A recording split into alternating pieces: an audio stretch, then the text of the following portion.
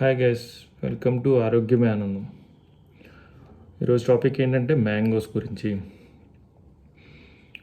Mangoes season వచ్చేసింది.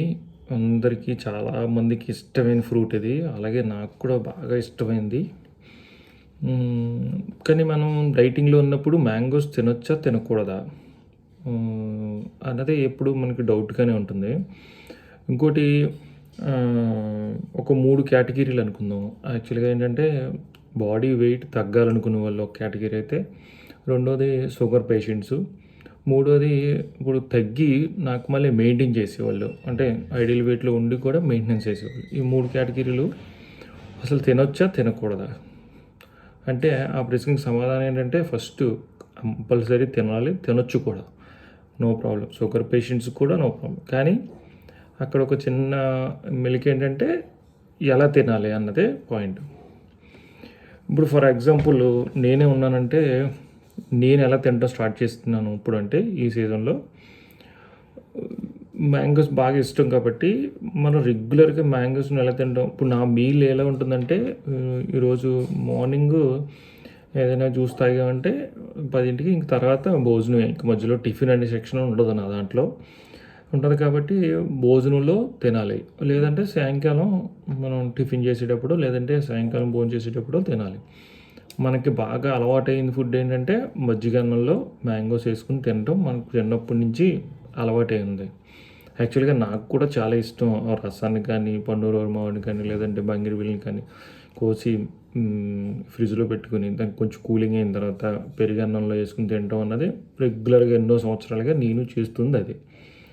ఇప్పుడు ఇక్కడ మనం తగ్గాలి, బాడీ వెయిట్ తగ్గాలి అనుకున్నప్పుడు ప్రాబ్లం ఏంటంటే మ్యాంగోతో వచ్చే ప్రాబ్లం కంటే కూడా మనం వైట్ రైస్తో తినటం వల్ల వచ్చే ప్రాబ్లమే ఎక్కువ ఉంది.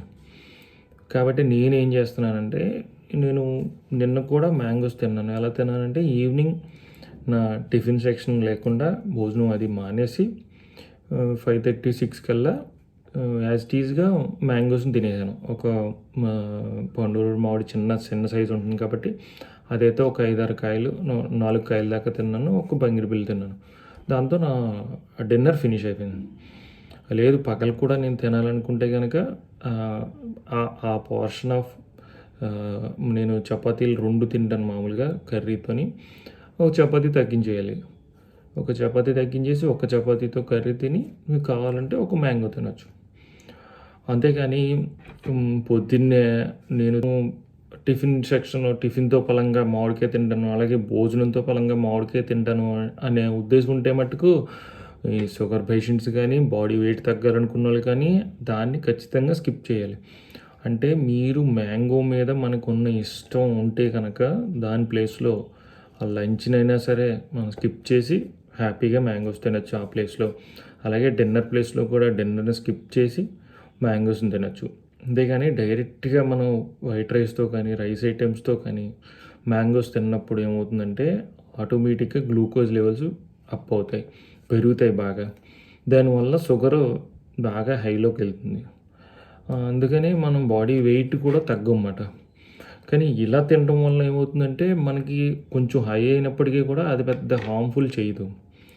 మనం బాడీ తగ్గడానికి కూడా మనకి పెద్ద ఇబ్బంది ఉండదు.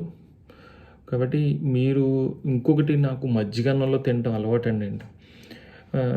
నాకు కూడా అదే అలవాటు.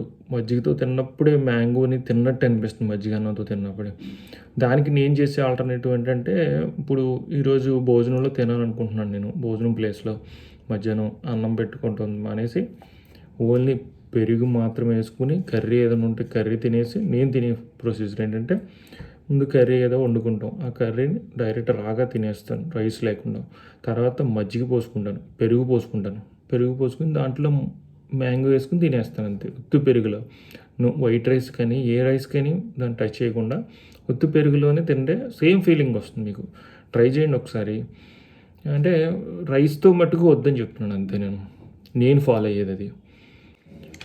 అలాగే ఇక్కడ ఒక చిన్న విషయం ఏంటంటే షుగర్ పేషెంట్లకి మీరు మ్యాంగోస్ను ఒక రైస్ మానేసి తిన్నప్పటికీ కూడా మీరు ఒక వారానికి ఒకసారి అయినా కనీసం వీలైతే 2 సార్లు అయినా సరే షుగర్ టెస్ట్ చేసుకుంటూ ఉండండి.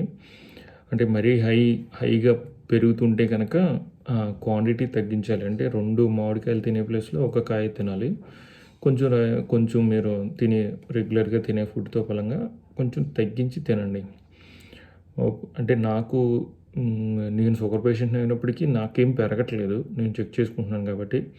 అలాగే మీరు కూడా రెగ్యులర్‌గా చెక్ చేసుకుంటూ ఉండండి ఈ సీజన్ వరకు. హోప్ ఈ వీడియో మీకు బాగా నచ్చిందనుకుంటున్నాను. Thank you.